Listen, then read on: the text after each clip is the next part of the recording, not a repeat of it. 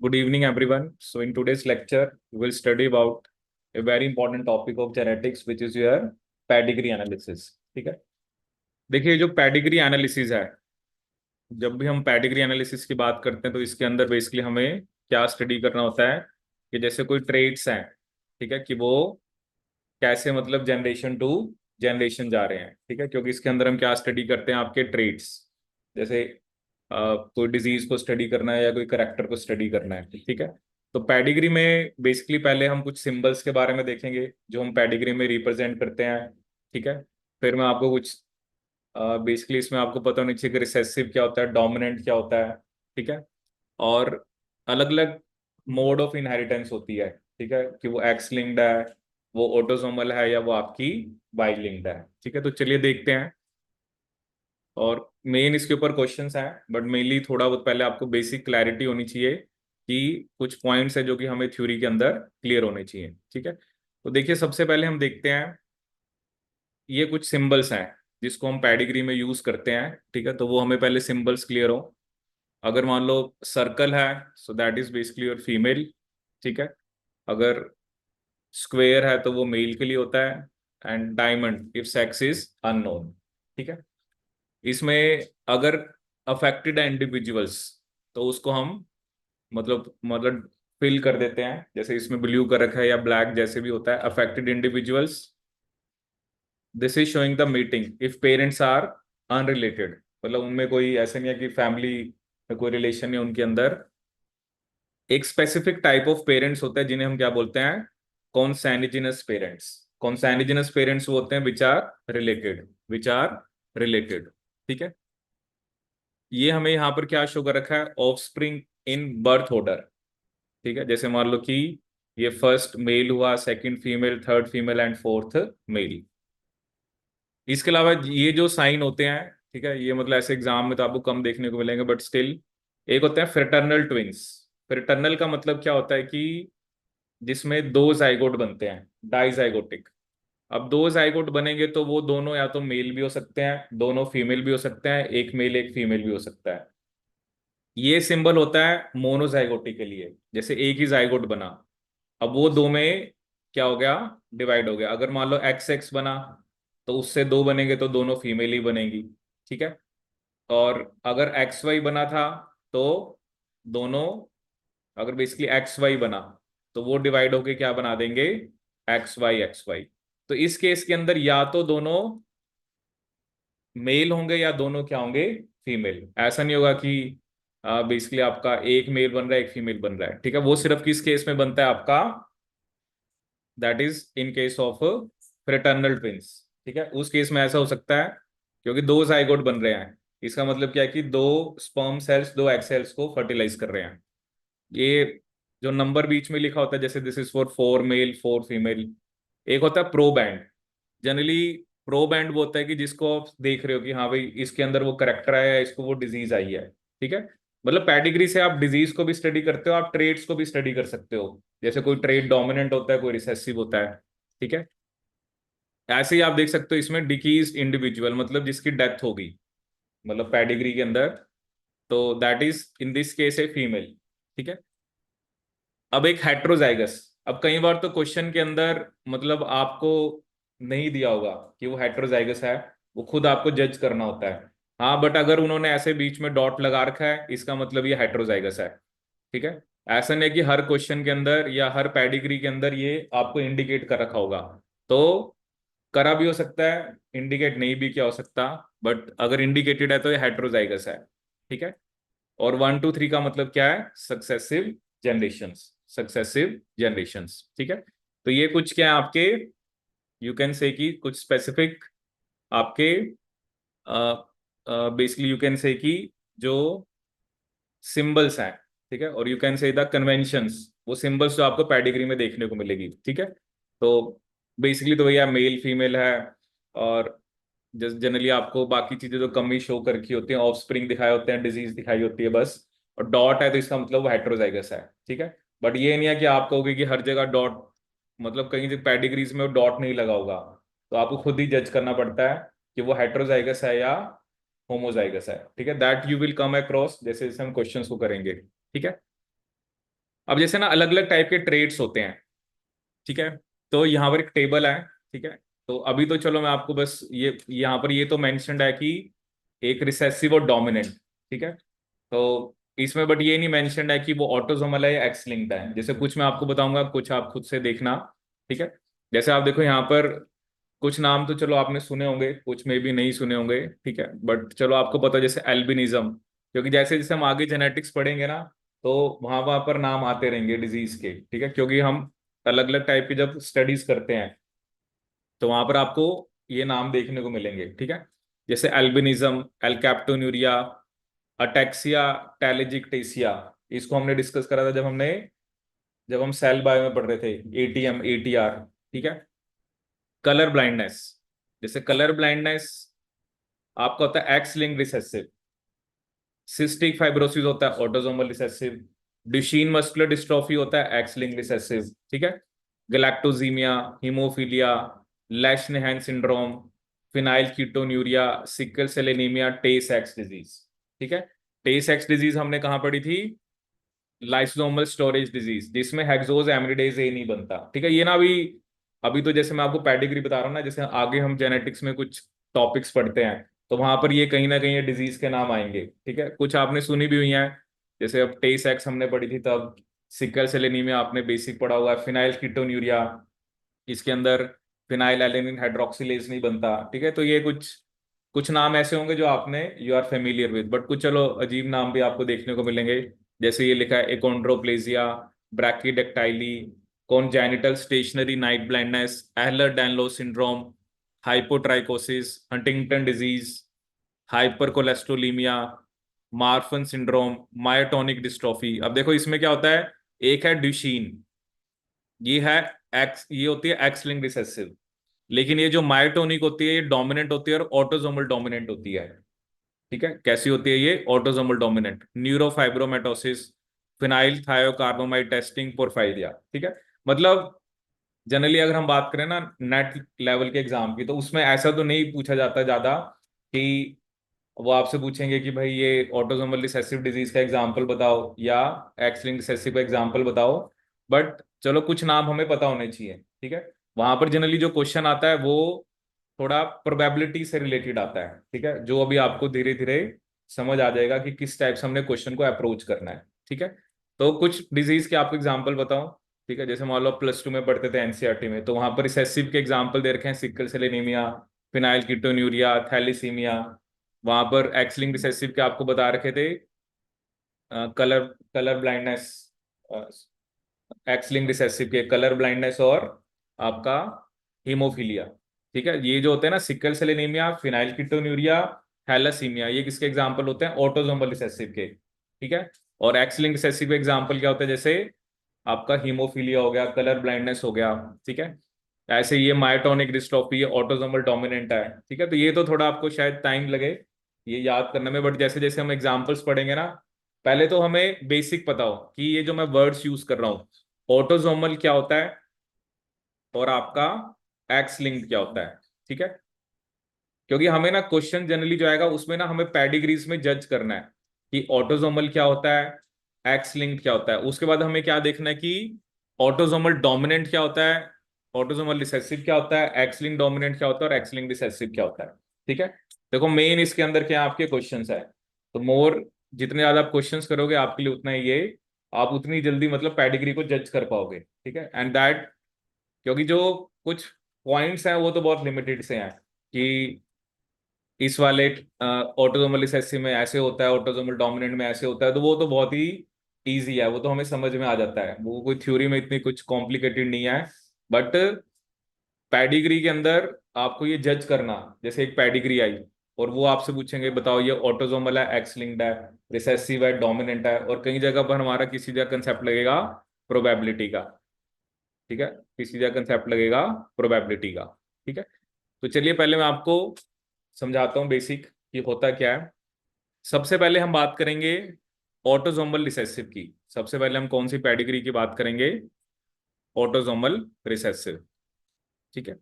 सबसे पहले हम कौन से ट्रेट की बात करेंगे? ऑटोसोमल रिसेसिव, ठीक है। तो चलिए देखते हैं कि ऑटोसोमल रिसेसिव ट्रेट में क्या होता है। ठीक है, सबसे पहले हम कौन सा ट्रेट देखेंगे, ऑटोसोमल रिसेसिव। Autosomal recessive. ठीक है, तो अभी जैसे मैंने आपको 2 और 3 एग्जांपल्स बताए, दैट इज जो अभी हमने कोट करे, 2 और 3 examples of autosomal recessive. One is your जैसे सिकल सेल एनीमिया। ठीक है, क्योंकि ये क्लासिकल केस है जिसको हम मान के चलते हैं। सिकल सेल एनीमिया हो गया आपका, वी हैव फिनाइल कीटोन्यूरिया।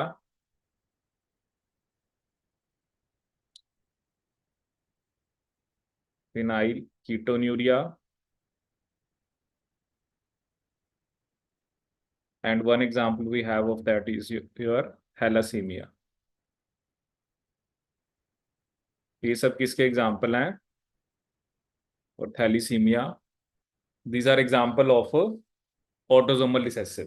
ठीक है, अब जैसे हम for example sickle cell anaemia से हम इस कंसेप्ट को समझते हैं। ठीक है, कि ऑटोसोमल रिसेसिव ट्रेट होता क्या है। देखो क्या होता है जब हम सिकल सेल एनीमिया की बात करते हैं, तो इस डिजीज में हम क्या कहते हैं कि बेसिकली जो हीमोग्लोबिन है, हीमोग्लोबिन की जो बीटा चेन है, हीमोग्लोबिन की कौन सी चेन है, beta chain. So beta chain में क्या होता है, बीटा चेन की जो 6th पोजीशन है, बीटा चेन की क्या है, 6th पोजीशन। तो वहां पर बेसिकली क्या आ जाता है आपका, valine at the place of glutamic acid. Valine at the place of glutamic acid. Haemoglobin की जो बीटा चेन है वहां पे क्या आ जाता है, वैलिन। अब वैलिन कौन बनाता है, जैसे आपका GUG। और ग्लूटामिक एसिड कौन बनाता है आपका, GAG। तो ये म्यूटेशन हुई ना, कि GAG की जगह GUG आ गया। ठीक है, तो ये तो चलो एक म्यूटेशन है, तो ये एक म्यूटेटेड एलील है। ठीक है, अब जो नॉर्मल एलील है उसको हम क्या लिखते हैं, HbA। ये नॉर्मल एलील की प्रेजेंटेशन है। ठीक है, और जिसमें म्यूटेशन हुई है उसे हम क्या लिखते हैं, HbS। मतलब नॉर्मल एलील को मैंने HbA लिख दिया, और म्यूटेटेड को मैंने क्या लिख दिया, HbS। अब देखो जो पॉसिबल जीनोटाइप्स हैं, ठीक है, मतलब या तो ऐसा होगा कि दोनों एलील HbA हैं।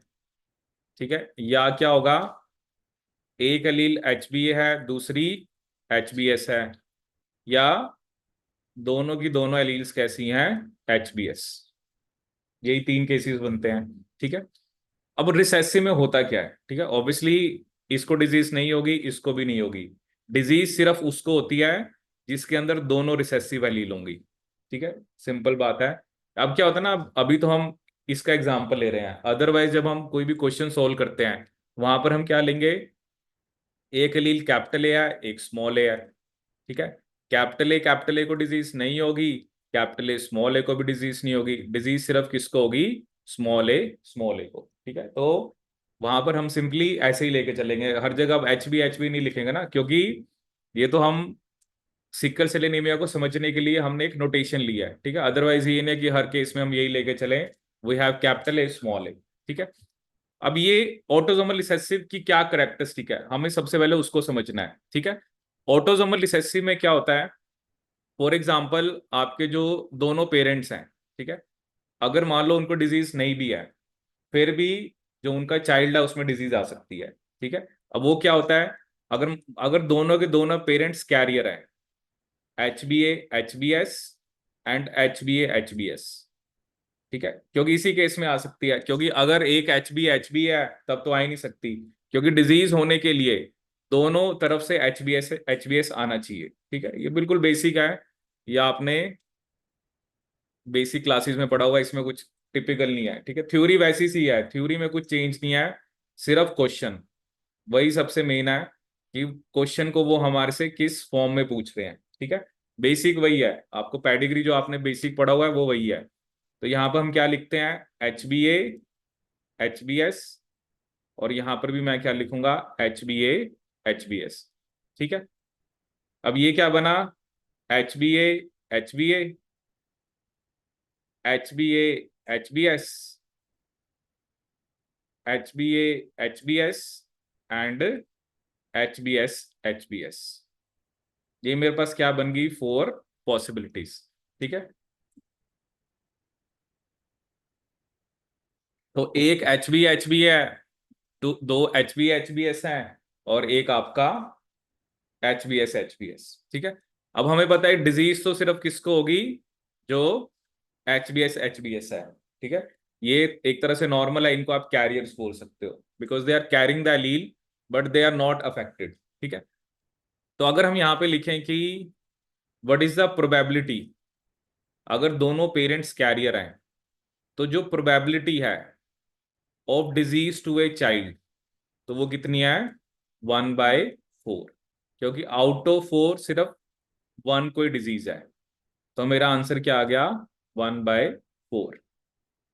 Probability of disease to a child is, disease to a child is 1/4। Probability of disease to a child is 1/4।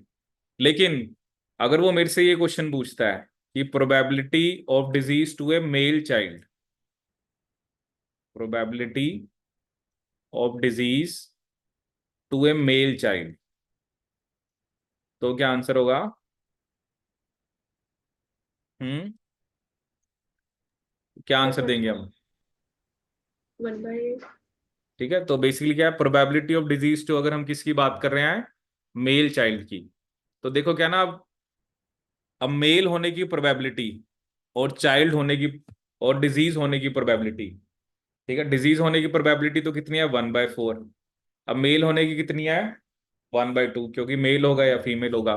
अब देखो क्या है, जो सिकल सेल एनीमिया के लिए जो जीन्स रिस्पॉन्सिबल है वो अलग क्रोमोसोम के ऊपर है, क्योंकि ये तो ऑटोसोमल है, और जो मतलब जो मेल या फीमेल सेक्स को कंट्रोल कर रही हैं वो अलग अलग के ऊपर है। तो ये क्या होता है, इंडिपेंडेंट असॉर्टमेंट। ठीक है, तो जब भी इवेंट्स इंडिपेंडेंट होते हैं तो वहां पर हम क्या करते हैं, मल्टीप्लाई। वही चाहे मेल होता है चाहे फीमेल होता है, दोनों का आंसर 1/8 ही आता।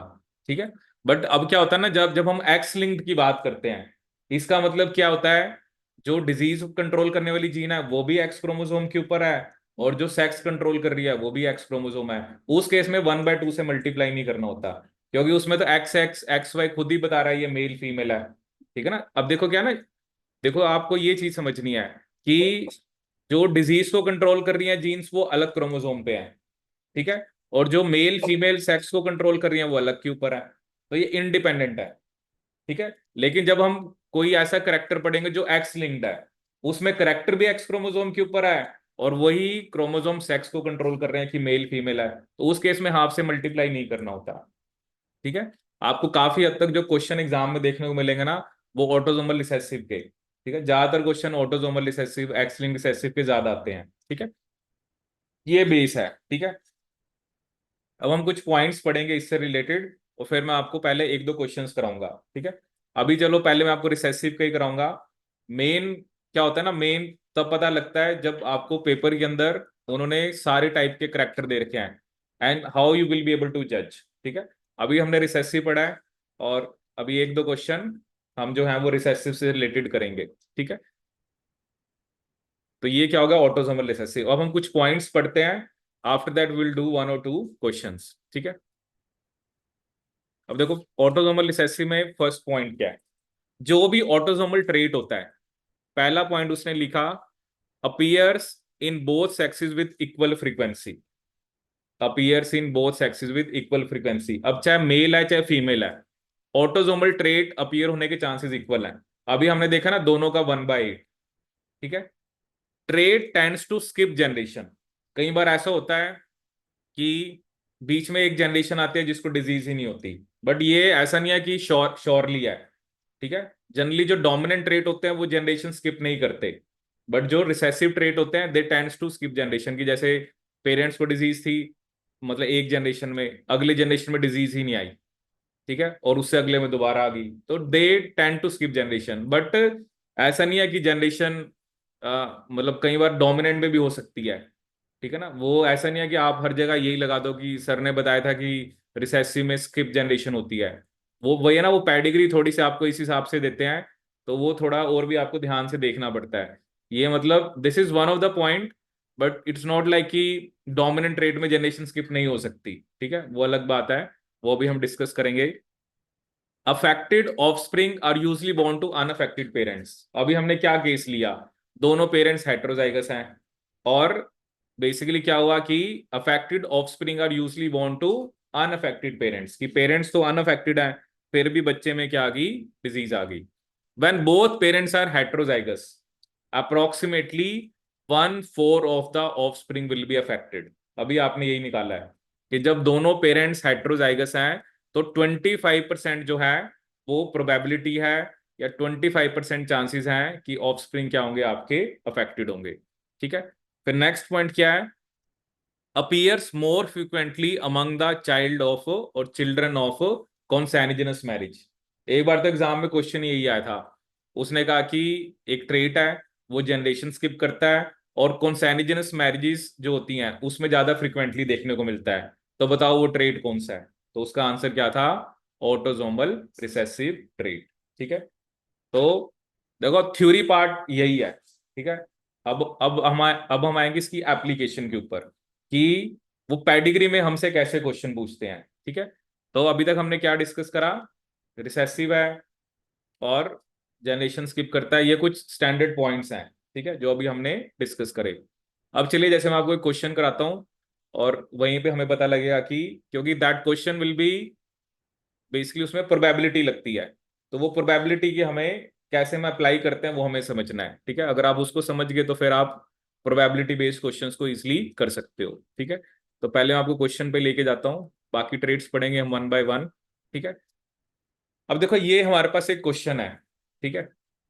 उसने हमें क्वेश्चन क्या दिया है, कह रहा है कि जो फॉलोइंग पेडिग्री है, ठीक है, जो पेडिग्री हमारे सामने यहाँ पर है, that shows the inheritance pattern of a rare recessive disorder with complete penetrance, ठीक है। ये अब वर्ड अभी हम आगे यूज करेंगे। पेनिट्रेंस का मतलब क्या होता है, कंप्लीट पेनिट्रेंस का मतलब ये होता है कि अगर वो वाला जीनोटाइप आ रहा है, इसका मतलब है कि उसको पक्का डिजीज होगी, ठीक है। पेनिट्रेंस हम वर्ड यूज करेंगे आगे। देखो पेनिट्रेंस वर्ड का मतलब क्या होता है, जैसे मैं आपको एक वैसे एग्जांपल देता हूँ, ठीक है। जैसे मान लो मैंने आपको कह दिया कि आपके पास 100 म्यूटेंट्स हैं, कि क्या है, 100 म्यूटेंट्स। अब म्यूटेंट्स का जो फिनोटाइप है वो कौन सा आना चाहिए, म्यूटेंट वाला। बट मान लो 100 म्यूटेंट्स में से 90 का तो म्यूटेंट वाला ही आया, और 10 का आ गया वाइल्ड टाइप वाला, मतलब जो मे बी डोमिनेंट था। इसका मतलब म्यूटेंट जीनोटाइप की पेनिट्रेंस 90% है, ठीक है। ये हम आगे पढ़ेंगे, पेनिट्रेंस और एक्सप्रेसिविटी। बस अभी आप ये याद रखो, कंप्लीट पेनिट्रेंस का मतलब, अगर तो म्यूटेंट वाला जीनोटाइप है, जैसे मान लो मैं आपको कह रहा हूँ एच बी एस है, आपने देखा 100 पर्सन के अंदर, आपने देखा 100 में से 90 कोई सिक्कल सेल एनीमिया, 10 को है ही नहीं, समझे इस बात को, तो वो इनकम्प्लीट पेनिट्रेंस है। अगर 100 के अंदर वो जीनोटाइप के बाद 100 के अंदर अगर सिक्कल सेल एनीमिया है, तो वो कंप्लीट पेनिट्रेंस है, ठीक है। तो अभी इस क्वेश्चन में इतना इस वर्ड से कुछ लिंक नहीं है, बट पेनिट्रेंस ये होता है, ठीक है। वो कह रहा है a child from marriage between individuals two, मतलब सेकंड जनरेशन का जो 2 है और सेकंड जनरेशन का 3 है, will show the disorder only if the parents carry the recessive allele. देखो ये तो आपको पता लग ही रहा है, दोनों पेरेंट्स को डिजीज नहीं है, फिर भी बच्चे में डिजीज आ रही है, तो ये इंडिकेशन है ये ऑटोसोमल रिसेसिव है। अब वो कह रहा है कि ये जो दोनों पेरेंट है, क्योंकि इन इन दोनों का अगर मैरिज हो तो इनके बच्चे को डिजीज तो तभी आएगी जब दोनों कैरियर्स होंगे, ठीक है। और अब वो हमें, and what is the probability that child will show the disorder. इसने ना हमसे दो चीजें पूछी हैं, पहली आपको ये बतानी है कि पेरेंट्स के कैरियर होने की प्रोबेबिलिटी क्या है, और दूसरा उसने हमसे क्या पूछा है कि डिजीज होने की प्रोबेबिलिटी क्या है चाइल्ड के, ठीक है। जैसे ऑप्शंस मैं अभी आपको वैसे दिखा देता हूं, जैसे ये ऑप्शंस हैं 1/9, ये 1/9, 1/4, 1/16, 1/64, ये जो हैं ये चाइल्ड को डिजीज होने की प्रोबेबिलिटी है। और ये जो 2/3, 3/4, 2/3, 3/4, ये प्रोबेबिलिटी है कि जो पेरेंट्स हैं वो रिसेसिव एलील कैरी कर रहे हैं। तो इसमें तो दो ही ऑप्शन है, 2/3 या 3/4, और इधर 1/9, 1/4, 1/16 या 1/64, ठीक है। तो पहले आप इस पेडिग्री को बनाओ और बताओ कि क्या आंसर आएगा,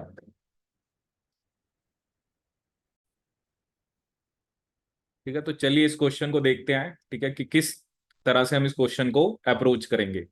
अब एक बात हमें पक्का पता है कि रिसेसिव है, दोनों पेरेंट्स को डिजीज नहीं है, और जो उनका चिल्ड्रन है उसके अंदर डिजीज आ रही है, या चाइल्ड है उसमें आ रही है। तो one thing we are very sure कि ये आपका ऑटोसोमल रिसेसिव है। ठीक है।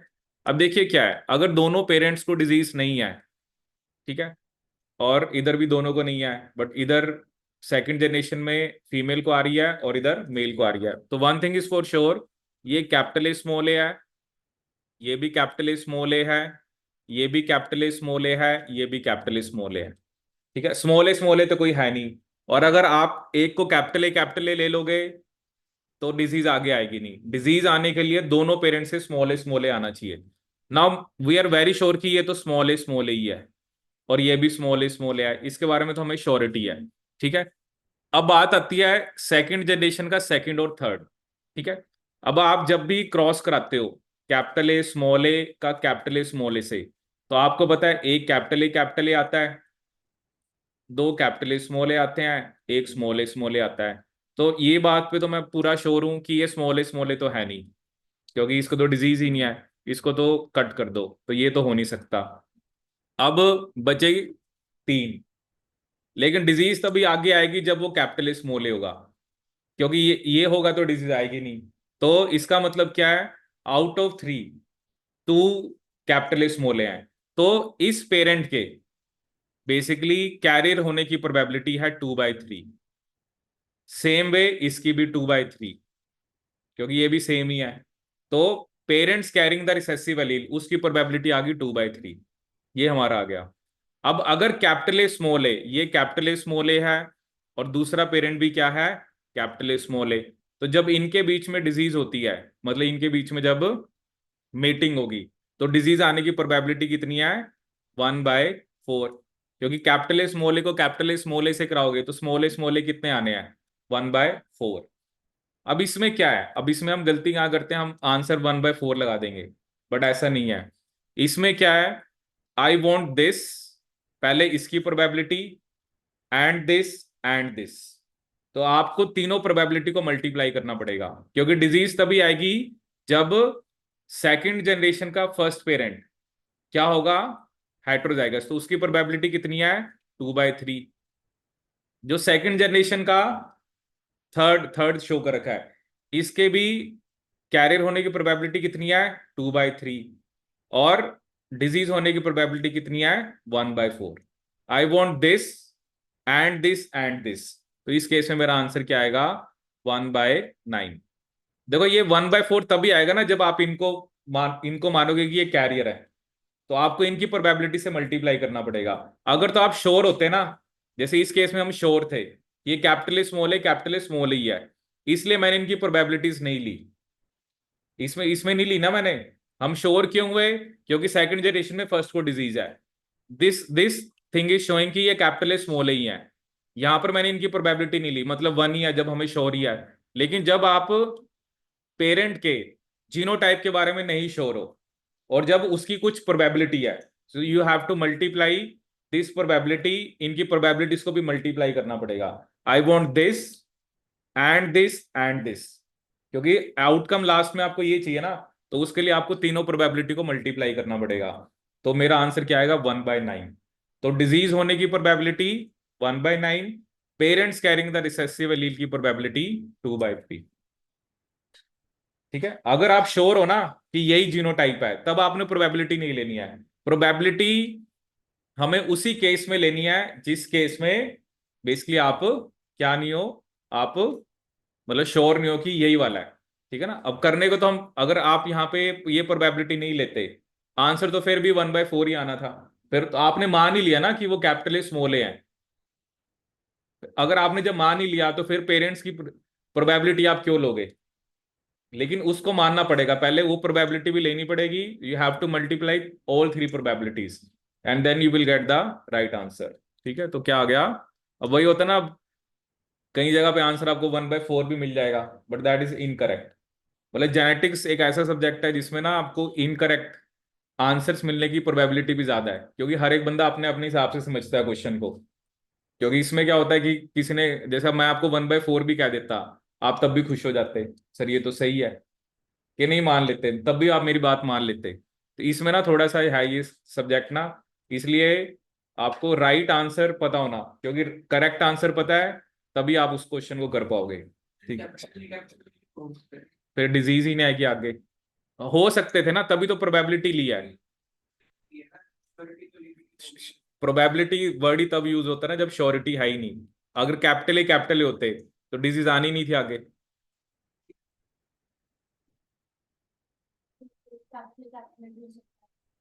अगर वो तो करा ही ना, तभी तो 2/3 लिया है, तभी तो आपने प्रोबेबिलिटी लिया ना। प्रोबेबिलिटी आपने क्यों लिया है? इसलिए तो प्रोबेबिलिटी ली गई है कि ये कैपिटल ए, मतलब कैपिटल ए होने की प्रोबेबिलिटी क्या थी, 1/3। जैसे अगर होता ये, तो उस प्रोबेबिलिटी को तो हमने नहीं लिया ना, इसलिए हमने कैपिटल ए स्मॉल ए की लिया है। देखो प्रोबेबिलिटी वर्ड तभी लिया जाता है जब हम श्योर नहीं है होने को, तो तभी तो ये क्या है 1/9। 1/9 अगर हम इसको परसेंटेज की फॉर्म में निकाले तो 100/9, मतलब सिर्फ 10% चांसेस है, बाकी 90% नहीं है। क्यों नहीं है? क्योंकि पेरेंट्स कुछ और भी हो सकते थे। अगर ये कैपिटल ए होता या ये होता तो फिर तो डिजीज आनी नहीं थी। अगर 1/9 का मतलब क्या है, सिर्फ 10% चांसेस है। और अभी आप ये देखो ना, कैपिटल ए स्मॉल ए मानने के बाद भी जरूरी थोड़ा ये स्मॉल ए आना था। ये तो कैपिटल ए स्मॉल ए भी आ सकता था। तो ये चीज समझनी है।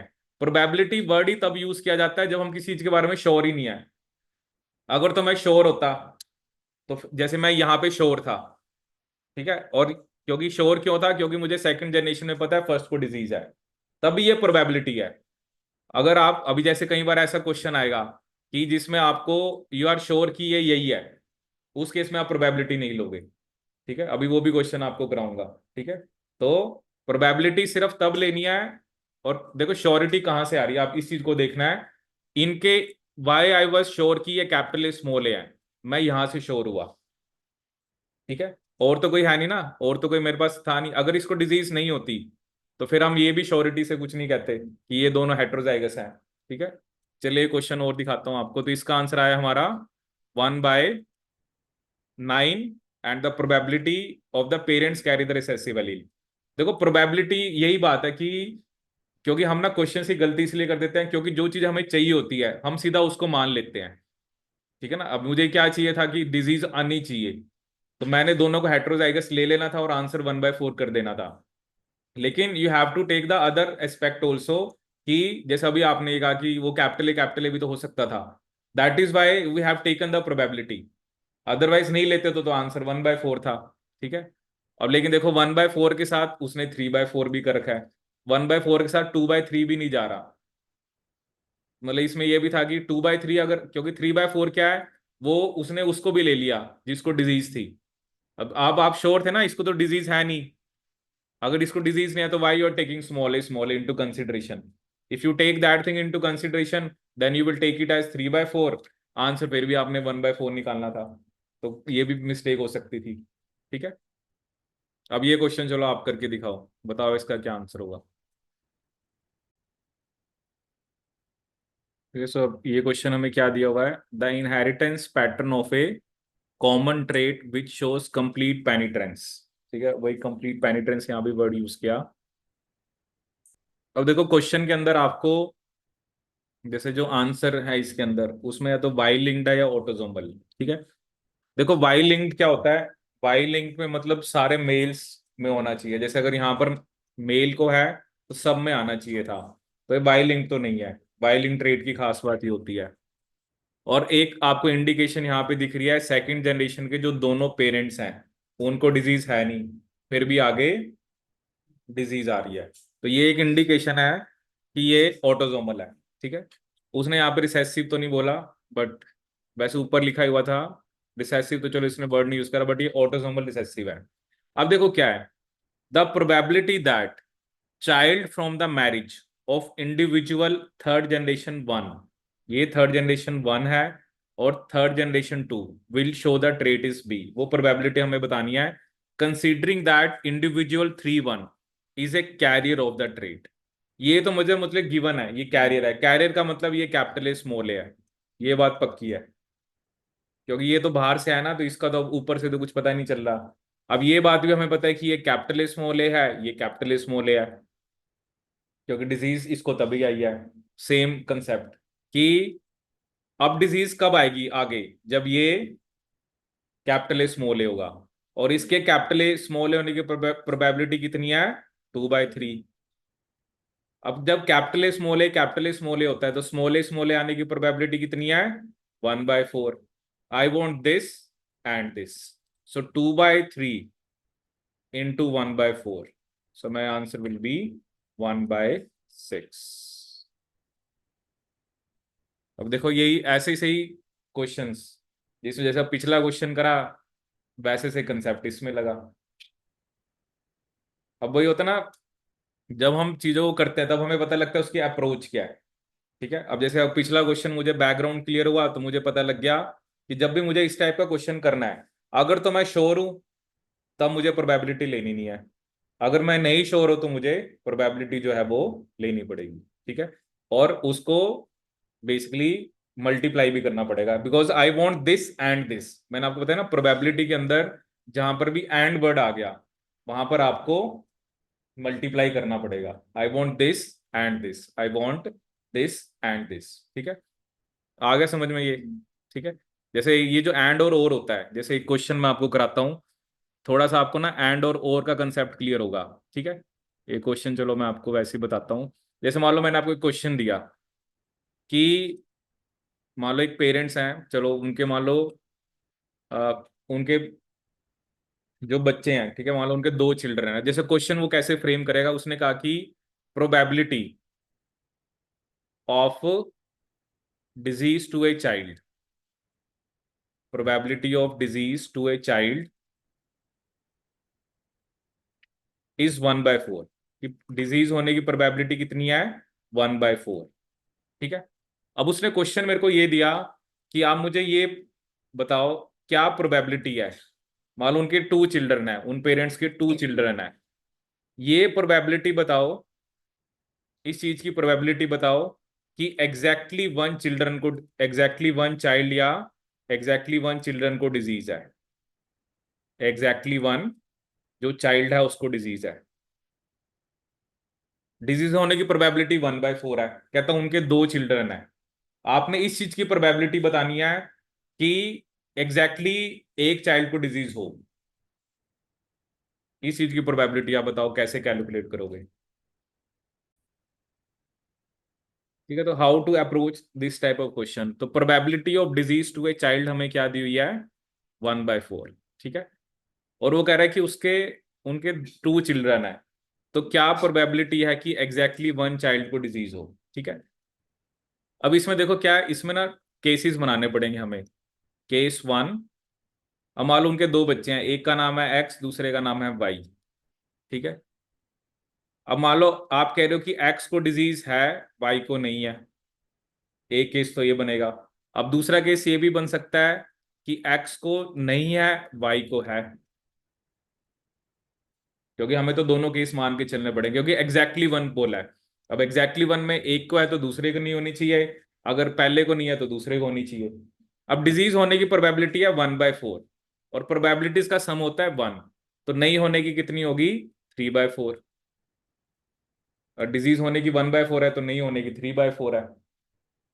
जैसे हमने सिक्कल सेल एनीमिया में करा, दोनों पेरेंट हेटेरोजाइगस थे, डिजीज की प्रोबेबिलिटी आपने लिखी 1/4। अगर मैं आपसे पूछता नहीं होने की कितनी है, तो आप क्या आंसर देते, 3/4। तो एक्स को डिजीज है, उसकी प्रोबेबिलिटी है 1/4, वाई को नहीं है, उसकी है 3/4। तो ये इवेंट्स डिपेंडेंट है या इंडिपेंडेंट है, इंडिपेंडेंट है ना। पहले बच्चे, अब तो ये तो पेरेंट्स पे डिपेंड कर रहा है ना कि बच्चे को होनी है नहीं होनी है। अब ये थोड़ा है कि पहले को हुई है और दूसरे को नहीं हुई है, तो ये तो इंडिपेंडेंट है। तो उस केस में हम क्या करते हैं, मल्टीप्लाई, तो क्या आ गया, 3/16। ऐसे ही यहां पर क्या लिखेंगे, 3/4 इंटू 1/4, तो ये भी कितना आ गया, 3/16। बट आई वॉन्ट दिस और दिस, मुझे दोनों होगा तो मुझे दोनों में से कोई भी केस चलेगा, या तो ये हो जाए ये हो जाए। और जहां पर भी और होता है वहां पर हम क्या करते हैं, एडिशन। सो 3/16 प्लस 3/16 क्या आ गया? 6/16 and the right answer is 3/8. So the correct answer is 3/8. अब इसमें एंड भी लगा जब हमने ये माना कि इसको है इसको नहीं है. I want this and this. I want x को डिजीज हो एंड वाई को ना हो. और दूसरा केस क्या? आई वॉन्ट कि एक्स को ना हो वाई को हो. जब भी एंड है तो मैंने मल्टीप्लाई करना है. Now the thing is this, I want this और दिस. और जहां पर भी और आ गया वहां पर हमने क्या कर देना है? ऐड कर देना है. तो क्या आंसर आ गया हमारा? 3/8. ठीक है. सो नेक्स्ट टॉपिक जो हम देखेंगे दैट इज ऑटोसोमल डोमिनेंट. ठीक है. अब देखो डोमिनेंट में क्या होगा. अब मुझे रिसेसिव समझ आ गया तो आपको बाकी तो अब इजीली समझ आ जाएंगे, क्योंकि बस एक्स लिंक्ड वाले थोड़े से डिफरेंट बिहेव करते हैं. बाकी ऑटोसोमल ने तो वैसे बिहेव करना है. अब देखो ऑटोसोमल, अगर मैं वर्ड यूज कर रहा हूं डोमिनेंट, क्या यूज कर रहा हूं? Autosomal dominant. देखो वही दो एलील हैं, कैपिटल ए स्मॉल ए. अब इसमें क्या होगा? इसमें कैपिटल ए को डिजीज होगी या वो ट्रेड शो करेगा, क्योंकि डोमिनेंट ट्रेट है. कैपिटल ए स्मॉल ए वाला भी ट्रेड शो करेगा, स्मॉल ए नहीं करेगा. उल्टा हो गया इसमें. वहां पर पहले वाले दोनों नहीं दिखा रहे थे, तीसरा दिखा रहा था. यहां पर पहले वाले दोनों दिखा रहे हैं, तीसरा नहीं दिखा रहा. मतलब डोमिनेंट ट्रेट के अंदर एक डोमिनेंट एलील होना जरूरी है. Appears in both sex with equal frequency. जहां पे वर्ड आ गया ना ऑटोजोमल, क्योंकि ऑटोजोमल ट्रेट दोनों में इक्वल चांसेस हैं. ठीक है. Both sexes transmit the trait to their offspring. ठीक है, क्योंकि वो भी सिंपल बात है. अब देखो यहां पर एक लाइन लिखी, डज नॉट स्किप जनरेशंस. ठीक है. जैसे हमने कहा ना रिसेसिव ट्रेट जो होता है it tends to skip generation, लेकिन जो डोमिनेंट ट्रेट है वो जनरेशन जनरली स्किप नहीं करता. ठीक है ना, वो जनरली जनरेशन स्किप नहीं करता. बट मैंने आपको भी बताया ना, जैसे मान लो मैं आपको केस देता हूँ. मान लो मैंने आपको एक केस दिया, जैसे ऐसा क्वेश्चन भी आ रखा है. मान लो फादर को डिजीज है, ठीक है, और मदर को भी डिजीज है. ठीक है. लेकिन उन्होंने क्या देखा, जो आगे दोनों बच्चे हैं, ठीक है, जैसे एक ये है और एक ये है, इन दोनों को डिजीज ही नहीं है. तो क्या ये डोमिनेंट हो सकता है?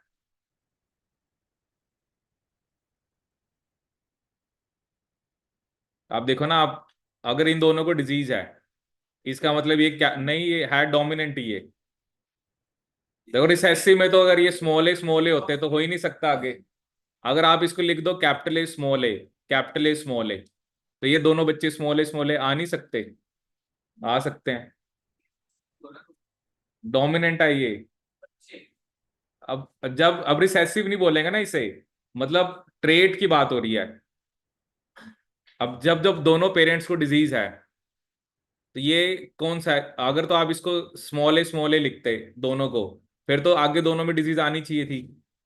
देखो ट्रेट सिर्फ ये नहीं कि आप इस जनरेशन को देखो इस जनरेशन को देखो, आपने पूरी पैडिग्री को देखना होता है. अगर यहां पर दोनों पेरेंट्स को डिजीज है, ठीक है, और आगे दोनों बच्चों को डिजीज नहीं है, तो ये क्या है?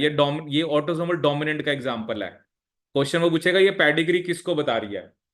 रिसेसिव होता, दोनों को स्मॉल ए लेते, तो फिर तो दोनों बच्चों को डिजीज आनी चाहिए थी.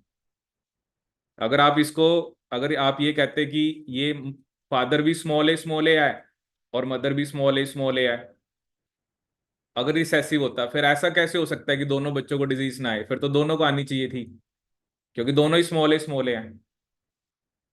देखो क्या होता है ना, अब जैसे अब क्या होता है यहाँ पर, उसने जो दोनों दिखाए इसमें डिजीज ही नहीं आई, तो बच्चे सोचेंगे ये तो सर ने कहा था कि डोमिनेंट में तो जनरेशन स्किप होती ही नहीं है. बट इसमें क्या होता है ना, उसने हमें आगे जनरेशन नहीं दिखाई, हमें यहीं तक दिखाया था, और उसने बताया कि ये पेडिग्री कौन सी है. तो उसका आंसर था ऑटोसोमल डोमिनेंट. देखो चांसेस कम है, क्योंकि कैपिटल स्मॉल है, तो स्मॉल ए आने के चांसेस 1/4 हैं. बट यहाँ पर चांसेस की बात नहीं हो रही ना, यहाँ पर वो उसने आपसे पूछा है क्या है ये. बिल्कुल ये डोमिनेंट है. डोमिनेंट के अंदर दोनों पेरेंट्स को डिजीज होने के बावजूद अगले उनके दोनों बच्चे जो हैं, उनको डिजीज ही नहीं आई. ठीक है. प्रोबेबिलिटी जरूर कम थी इस चीज की, बट उसने जो हमें शो करा हमें उसी हिसाब से आंसर करना है. आप कहोगे कि रिसेसिव में अगर दोनों को डिजीज है, you will take them as small a, and then how come, मतलब बच्चों में डिजीज कैसे नहीं आएगी? फिर वो तो गलत ही हो गया. ठीक है. अब कहीं और वो होता है ना, मैंने इस लाइन को प्रूव करने के लिए कि अब कहेंगे कि डज नॉट स्किप जनरेशन। अगर ये लाइन को अगर हम मतलब बिल्कुल ही वो मान ले कि होती नहीं जनरेशन स्किप, तो फिर तो आप इसको डोमिनेंट कभी बोलोगे ही नहीं। इधर तो जनरेशन स्किप होगी ना, अब आगे इनकी मान लो मैरिज होगी, जो भी होगा, दो बच्चे हैं, दोनों को डिजीज ही नहीं हुई, तो इस केस में तो आप कहोगे जनरेशन स्किप होगी। ठीक है, तो ये कुछ जो लाइंस वो लिखते हैं ना, मतलब वो एक, हाँ मतलब आप जैसे कह रहे हो कि 80% डोमिनेंट, 80-90, चलो मैं यहाँ कुछ परसेंटेज तो नहीं ऐसे बोल सकता, कि most of the dominant rate autosomal dominant में जनरेशन मतलब स्किप नहीं होती। जैसा आपने कहते हैं 90% चांसेस हैं कि स्किप नहीं होती, में भी 5-10% होगी, वो ये केस हो गया। रिसेसिव में जैसे आप कह रहे हो कि टेंड्स टू स्किप जनरेशन, में भी 40% 50% चांसेस हैं कि हो जाती है स्किप।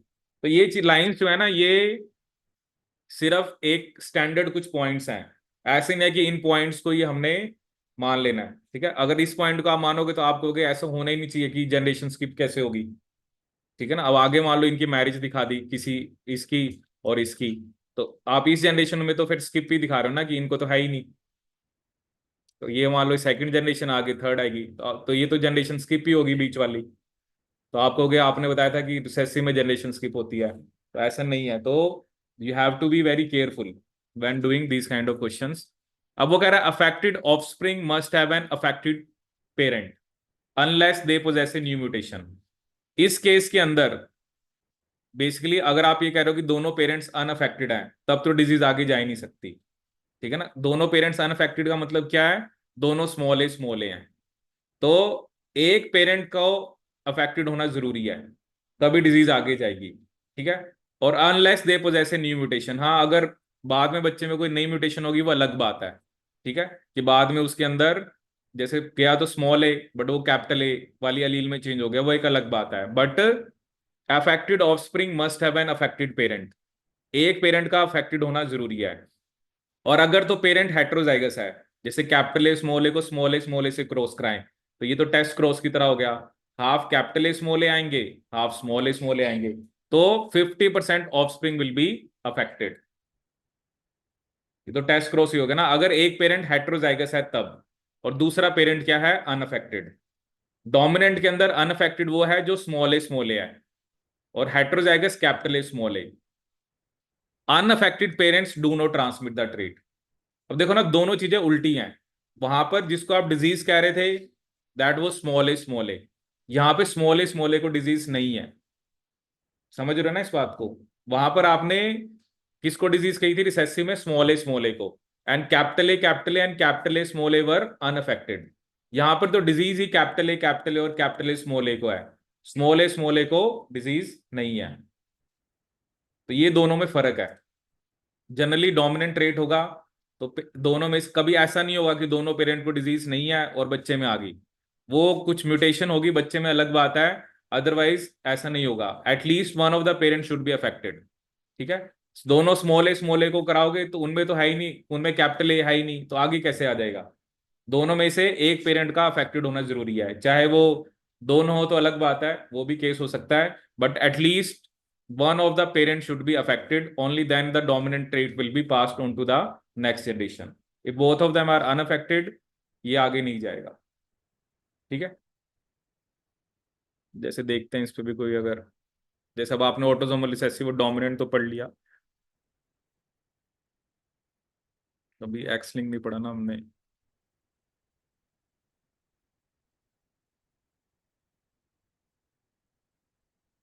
जिसमें भी एक्स लिंक्ड है।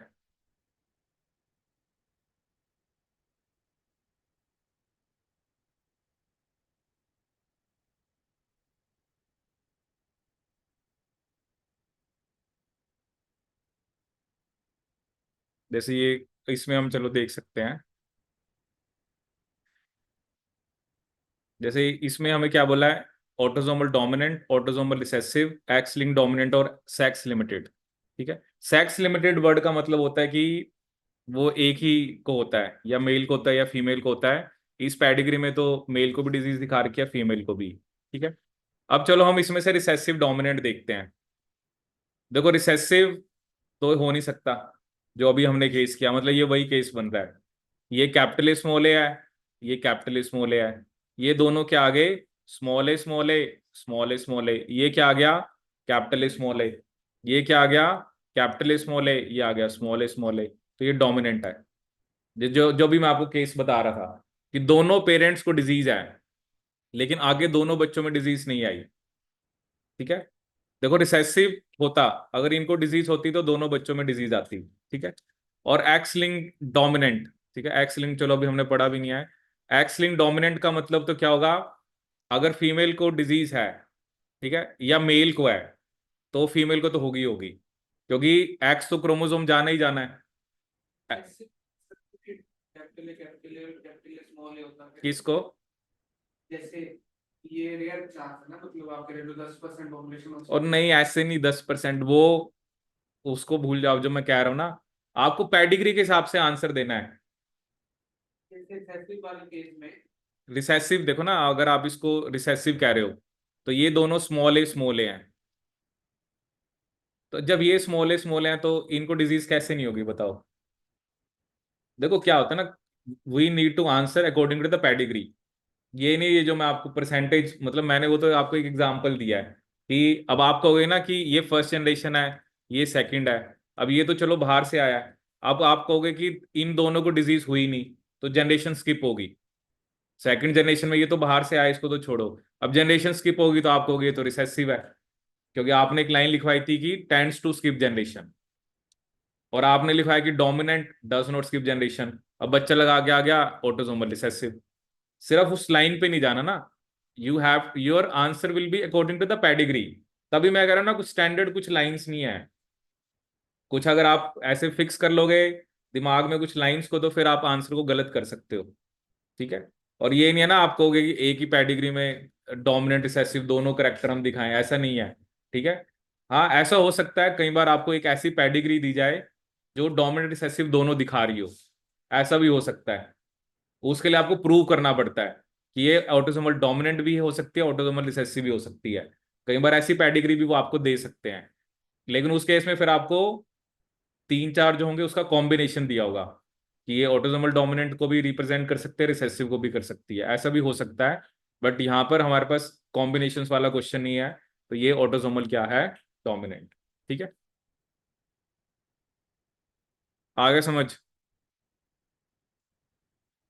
चलो ये अभी कुछ क्वेश्चंस आप भी करो, वही है ना, जब चारों दिए होंगे फिर ज्यादा पता लगता है। जैसे ये देखो, अब इसमें अभी हमने बाकी दो पढ़े नहीं है, अब इसमें आपको क्या दिखा रहा है कि दोनों को नहीं है फिर भी दोनों को आ गई, तो ये क्या होगा, रिसेसिव। इसमें ले लो आप दोनों को, capital A small A, capital A small A, उल्टा हो गया देखो उसका।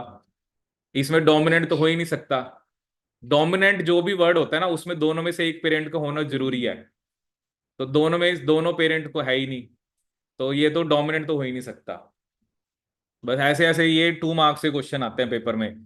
ठीक है, कि ये आपको जज करना होता है बस कि ये ऑटोसोमल है, एक्स लिंक्ड है, और रिसेसिव है, डोमिनेंट है। ठीक है, तो इजी रहता है।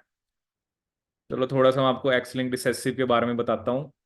ठीक है, उसका एक एग्जाम्पल ले लेते हैं, बाकी फिर नेक्स्ट में ही पढ़ेंगे। ठीक है, इंटरेस्टिंग आई है ना, बस ये है कि थोड़ा सा पता लग जाए कैसे करने हैं। क्वेश्चन बहुत टाइप के हैं, क्वेश्चंस बहुत सारे नए नए टाइप के भी आते रहते हैं, बस ये है कि रटना नहीं है ज्यादा इसमें ना, कुछ नहीं है रटने वाला। अब जैसे मैं आपको एक एग्जांपल देता हूँ एक्स लिंक्ड रिसेसिव का, एक्स लिंक्ड रिसेसिव, इसमें जैसे मैं आपको एग्जांपल देता हूँ कलर ब्लाइंडनेस, इसका एग्जांपल हम ले सकते हैं कलर ब्लाइंडनेस। कलर ब्लाइंडनेस हो गया, हीमोफीलिया हो गया, ये किसके एग्जांपल हैं, एक्स लिंक्ड रिसेसिव के। ठीक है, अब देखो क्या है, इसके अंदर हम दो एलील लिखेंगे, एक है एक्स और एक है x C. X normal allele है, एक्स सी वो है जिसके अंदर म्यूटेशन हो रखी है। ठीक है, अगर हम यहाँ पे बात करें कि जो पॉसिबिलिटीज हैं, अगर हम किसकी बात करें, पॉसिबिलिटीज की। ठीक है, तो अगर मैं पहले एक बार जीनोटाइप्स अगर एक बार हम लिख लें, तो क्या क्या जीनोटाइप है, या तो एक्स एक्स होगा फीमेल, या female X X C, X X C will be carrier. ठीक है, डिजीज उसी की होगी जिसमें दोनों एक्सी एक्सी आ जाएंगे। ठीक है, तो ये तो नॉर्मल फीमेल है, एक्स एक्सी को मैं क्या बोल सकता हूँ, कैरियर। ठीक है, और जो एक्सी एक्सी है वो कैसी होगी, कलर ब्लाइंड। ठीक है, कलर ब्लाइंड। अब मेल के अंदर क्या, मेल अगर एक्स वाई है तो वो तो कैसा मेल होगा, normal, that will be normal mail.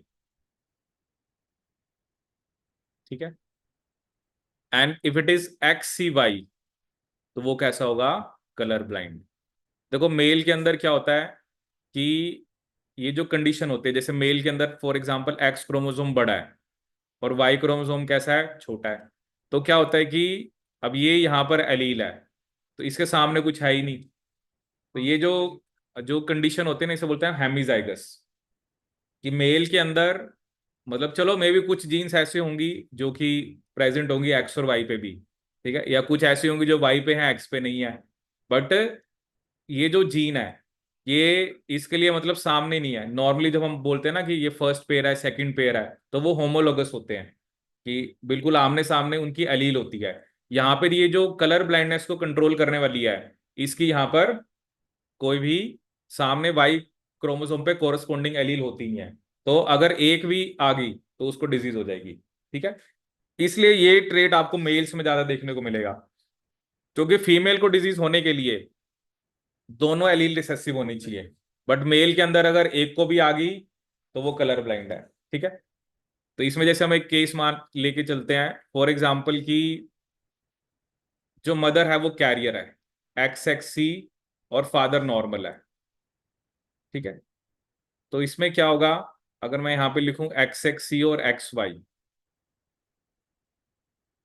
मैंने यहां पे लिखा एक्स एक्स सी और यहां पे क्या लिखा एक्स वाई, तो ये क्या आ गया, X X X X C X Y and X C Y.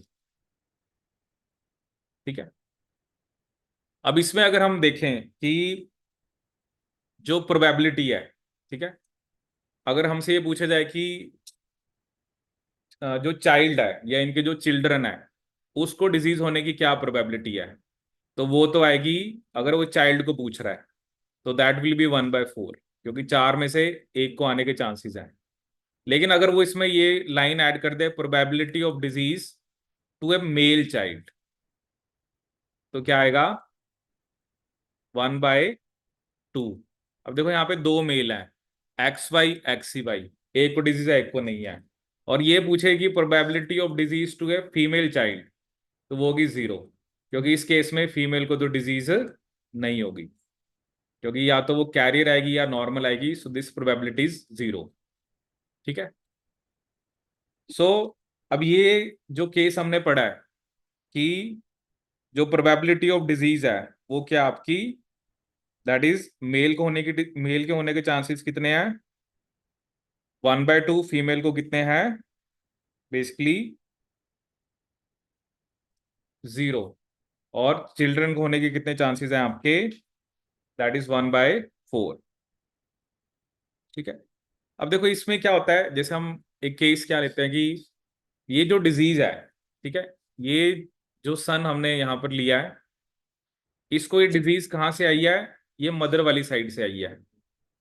ठीक है, क्योंकि मतलब फादर वाली साइड तो ये डिजीज किसी को थी नहीं।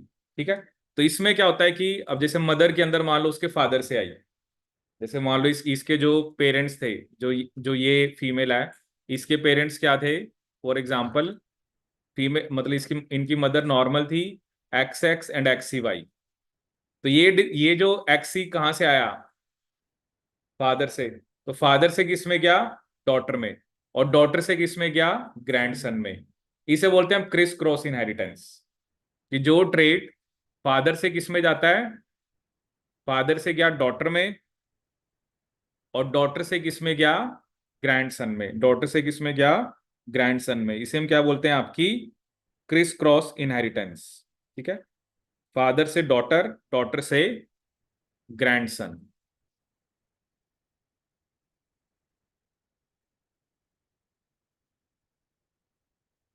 ऐसे ही एक और क्या होगा, अब जैसे मान लो कि अब देखो क्या है ना, जो एक्स क्रोमोसोम है वो तो मेल के अंदर तो मदर से ही आता है, ठीक है, वो तो मदर से ही आना है क्योंकि वाई आना है फादर से।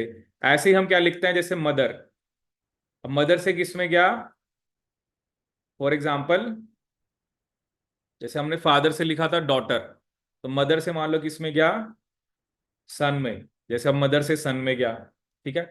अब सन से आगे किस में जाएगा, ग्रैंड डॉटर में, क्योंकि सन से जो मेल है, क्योंकि मेल से भी एक्स क्रोमोसोम आएगा ना। अब मान लो जो इसका बच्चा होगा, जो भी मान लो वो, क्योंकि मेल होगा, मेल में तो जाएगा नहीं क्योंकि मेल में तो वाई जाना है, फीमेल में एक्स ही जाएगा, तो ग्रैंड डॉटर में चला गया। जैसे ये मदर, ये अब हम इसको मदर मान रहे हैं, तो मदर से आया सन में, अब सन से आगे कहाँ पे जाएगा, ग्रैंड डॉटर में। भले इसमें क्या हो रहा है ना, ये क्रिस क्रॉस पैटर्न होता है कि जैसे फादर मेल है, मेल से गया फीमेल में, फिर मेल में। इसमें क्या हुआ, फीमेल से मेल में गया फिर फीमेल में, इसे बोलते हैं क्रिस क्रॉस इनहेरिटेंस। तो ये जो करेक्टर आया, अगर हम इस बच्चे को मान के चल रहे हैं, तो ये इसमें कहां से आया, उसके मदर वाली साइड से, ठीक है। और मदर को कहां से आया, उसके फादर से आया, ठीक है। अब ये जो फादर था, इसको कहां से आया होगा, उसकी मदर से, क्योंकि अगर आप इसको सन मान लो, ठीक है, तो इसकी जो मदर है, क्योंकि एक्स क्रोमोसोम जो है वो बेसिकली मेल के अंदर मदर से ही आना है, ठीक है, और वाई फादर से आना है, तो वो तो हमें क्लियर है ही सी। तो क्योंकि वाई क्रोमोसोम तो होता भी मेल में है, और एक्स क्रोमोसोम हमेशा कहाँ से आएगा, बेसिकली मदर से। बट जो फीमेल है उसके अंदर मदर से भी आना है, फादर से भी आना है, तो ये तो बेसिक अंडरस्टैंडिंग है। तो फादर टू डॉटर, ठीक है, एंड डॉटर टू ग्रैंडसन, और you can say mother to son then to granddaughter. This is criss cross pattern of inheritance, ठीक है। तो ये कौन सा होता है, क्रिस क्रॉस। तो इसके बारे में जैसे मैं आपको पॉइंट्स बता देता हूँ, और फिर हम बाकी नेक्स्ट क्लास में करेंगे। देखो क्या है, पहला पॉइंट क्या है, more males than females are affected. वो मैंने आपको पहले ही बताया, क्योंकि मेल के अंदर एक रिसेसिव आ गया तो उसको डिजीज है। Affected sons are usually born to unaffected mothers. अभी आपने देखा ना, मदर थी एक्स एक्स ही, उसको डिजीज नहीं थी, फिर भी आगे किसमें डिजीज आ गई, चिल्ड्रन के अंदर, ठीक है। दस द ट्रेट स्किप जनरेशन। तो जनरली जो रिसेसिव ट्रेट होते हैं वो जनरेशन स्किप करते हैं, चाहे वो ऑटोसोमल है चाहे एक्स लिंक्ड है। एक carrier mother produces approximately half affected sons. अभी देखना आपने क्या किया था, एक्स एक्स सी और एक्स वाई में जो क्रॉस कराया, तो दो सन बने थे, दोनों में से एक को डिजीज थी। All daughters of affected mothers are affected fathers are carriers.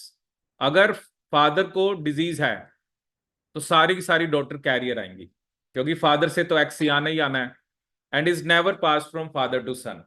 X link trait father से सन में जाएगा ही नहीं, क्योंकि फादर से सन में तो वाई क्रोमोसोम जाता है, ठीक है। तो अगर फादर को डिजीज है तो सारी की सारी डॉटर्स कैरियर होगी in case of x link recessive trait, ठीक है। तो इसमें चलो एक दो ट्रेट्स हैं मतलब मेजर यही है जो हम अभी हमने डिस्कस करा। तो एक दो ट्रेट्स और देखेंगे, और उस पे बेस फिर हम कुछ क्वेश्चंस और करेंगे, ठीक है। बस ये है कि थ्योरी मैंने आपको बताया, थ्योरी कुछ नहीं है, ठीक है। यहाँ पर ज्यादा जो गेम है वो समझने की है, तो अगर आपको बात समझ में आ गई तो इजी है, ठीक है। और चाहे आप थोड़े बहुत और भी टाइप के क्वेश्चंस मैं आपको बताऊंगा जो एग्जाम में आए हुए हैं, ठीक है। तो बाकी फिर हम इसको नेक्स्ट लेक्चर में कंटिन्यू करेंगे।